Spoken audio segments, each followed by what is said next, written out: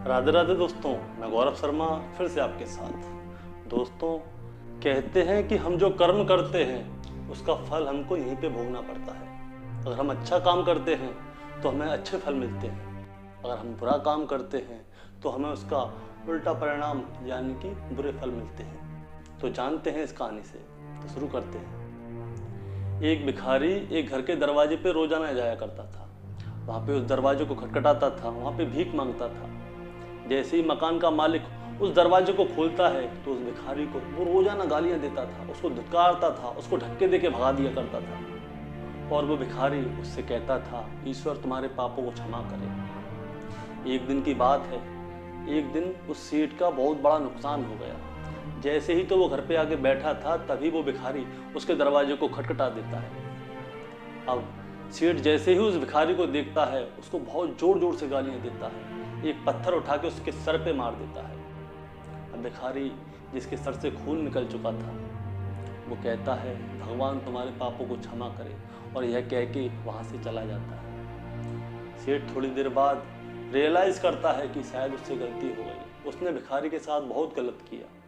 अब वो चुपचाप जाता है और उस भिखारी का पीछा करता है और वो देखता है कि वो भिखारी कहाँ जा रहा है। वो भिखारी एक से दूसरे घर जाता है, भीख मांगता है, लेकिन उसको कहीं पे भीख नहीं मिलती। कोई उसको धक्के दे के भगा रहा है, कोई गाली दे रहा है, कोई कहता है देखो भीख मांगता है, कमा के नहीं खा सकता, चल भाग यहाँ से। अब वो भिखारी जगह जगह भीख मांगते हुए जाता है तो उसको कहीं पे एक आधी रोटी भीख में मिल जाती है। अब वो अपने घर जाता है, घर पे जाके देखता है तो उसकी बीवी जो कि एक खटिया पे पड़ी हुई थी वो बूढ़ी थी। अब जैसे वो घर में एंट्री करता है उसकी बीवी उठ के आती है, उसका कटोरा देखती है और कहती है, अरे आज भीख में क्या लेकर आए? तो वो दिखाता है, आज तो मेरे को यही मिला। वो देखती है, क्या? बस एक आधी रोटी, वो भी बासी, और आपने ये सर कहाँ पे फड़वा लिया? भिखारी कहता है, अरे मेरे को आज ये आधी रोटी ही मिली। अब देखो, हमने जो बुरे कर्म किए थे उसका फल हमें यहीं पे मिल रहा है। तुम्हें याद है कि हम एक समय कितने संपन्न हुआ करते थे, हमारे पास अपना खुद का घर था, नौकर थे, चाकर थे, लेकिन हमने कभी किसी को दान नहीं दिया, कभी किसी की मदद नहीं की।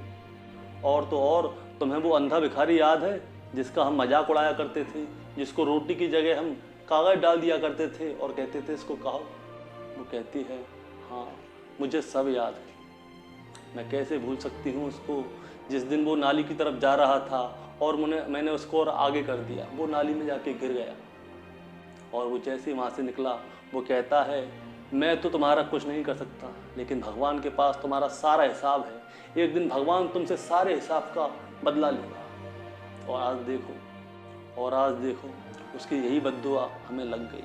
आज हम खाने के लिए, दाने दाने के लिए तरस रहे हैं। हम जगह जगह भीख मांगते हैं, हमें कोई भीख भी नहीं देता।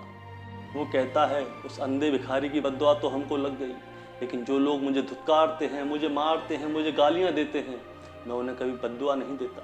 मैं उनसे कहता हूँ कि भगवान तुम्हारे पापों को क्षमा करे, भगवान तुम्हारा भला करे, ताकि जिस पीड़ा को मैं सह रहा हूँ उसको कोई और ना सहे, ताकि मेरी मुँह की बद्दुआ किसी को लगे ना। मैं इसलिए कभी किसी को बद्दुआ नहीं देता। और उसके बाद वो उस आधी रोटी को खाकर सो जाते हैं। उनकी ये सारी बात वो सेठ चुपके से सुन रहा होता है और उसे अपनी गलती का एहसास होता है। अब आते हैं दूसरे दिन, वो भिखारी फिर से उस सेठ के दरवाजे पे जाता है और भीख मांगता है, लेकिन उस सेठ ने आज उसके लिए बहुत अच्छी रोटी और सब्जी और मिठाइयाँ रखी हुई थी, और उसको देता है और उसके हाथ जोड़ता है और कहता है, बाबा कल मेरे से गलती हो गई थी, उसके लिए मुझे क्षमा करो। और अब वो बाबा फिर से उससे कहता है, ईश्वर तुम्हारे सारे पापों को क्षमा करे, और यह कह के वहाँ से चला जाता है। उस दिन उस सेठ को एक बात समझ में आई, दुआ या बद्दुआ इंसान खाली दे ही सकता है, लेकिन इन सबका हिसाब वो ऊपर वाला जादूगर हमारा भगवान श्री कृष्ण सबका हिसाब रखता है और सबका कर्मों का फल यही देता है। तो दोस्तों, हमेशा अच्छा करते रहिए ताकि आपका भी अच्छा हो। तो बोलिए राधे राधे।